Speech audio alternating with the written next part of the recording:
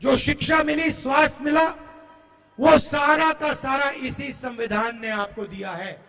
और ये आप चाहते हैं कि जैसे यहां हिंदुस्तान में पहले हुआ करता था राजाओं के टाइम में, वैसा फिर से हिंदुस्तान चलाया जाए कि पिछड़ों के अधिकार, दलितों के अधिकार, आदिवासियों के अधिकार सारे के सारे छीन लिए जाएं और जैसे पहले 20-25 लोगों का राज चलता था वैसे ही फिर से वो वही सरकार चलाना चाहते हैं, वैसा ही हिंदुस्तान बनाना चाहते हैं जिसमें 20-25 लोगों का राज हो। भाई और बहनों, नरेंद्र मोदी ने ये काम 10 साल से किया है। पहले राजा महाराजा होते थे, उनको कांग्रेस पार्टी ने निकाला, संविधान ने निकाला। अब नरेंद्र मोदी जी ने 22-25 नए राजा बना दिए हैं, राजा महाराजा बना दिए। उनके नाम अलग है, आजकल नए नाम है, अदानी अंबानी, ये नाम है उनके, मगर ये राजा है। और नरेंद्र मोदी 24 घंटा इनके लिए काम करता है। भाई और बहनों, 16 लाख करोड़ रुपए उनका कर्जा माफ किया इन्होंने, 16 लाख। मोदी जी, हम लोग कोई गुजराती है कि 1 तारीख को भाई अंशुल को हाथ के निशान पर बटन दबा करके इनको भारी बहुमत से विजय बनाएं, लोकतंत्र संविधान को बचाने का आप लोग काम करें। और आप लोगों को हम कहना चाहते हैं, बैठ के बोलना पड़ रहा है, बैठ के इसलिए बोलना पड़ रहा है, मेरे हड्डी में चोट है। डॉक्टर साहब को बोला बेड रेस्ट अब तेजस्वी तभी करेगा जब नरेंद्र मोदी जी को बेड रेस्ट ना करा दे। दौर है और 1 तारीख को आप वोट डालेंगे। बिहार की 8 सीटें बची हुई है। 2020 के विधानसभा चुनाव में हमने ज्यादातर सीटों पर जीत का झंडा फहरा दिया था।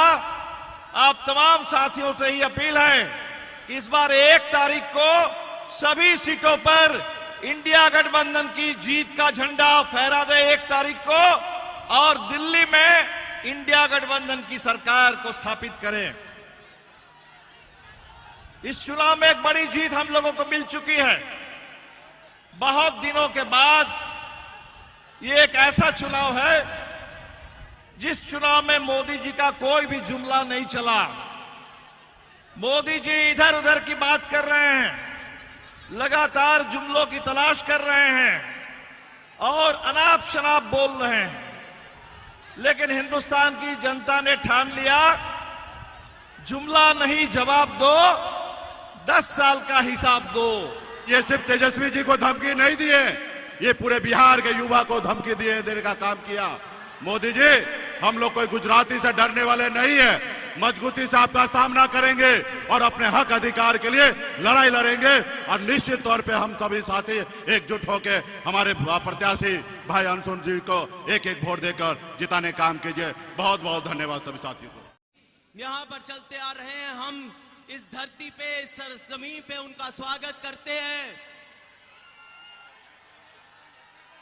और जब शीर्ष नेतृत्व ने यह फैसला किया कि मैं उचित हूं कि यहां से पटना साहिब से, ये पवित्र जमीन से, ये क्रांतिकारी जमीन से चुनाव लड़ूं, तो मेरे मन में कोई आत्मसंदेह नहीं था, कोई शक नहीं था।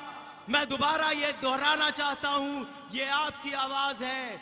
मैं यहां पर चुनाव लड़ने नहीं आया हूं, हम यहां चुनाव जीतने आए हैं। 4 तारीख को, 1 तारीख को वो आपकी जीत होगी। आप ही उम्मीदवार हैं, ये जीत आपकी होगी, आप ही इतिहास बदलेंगे यहाँ पर।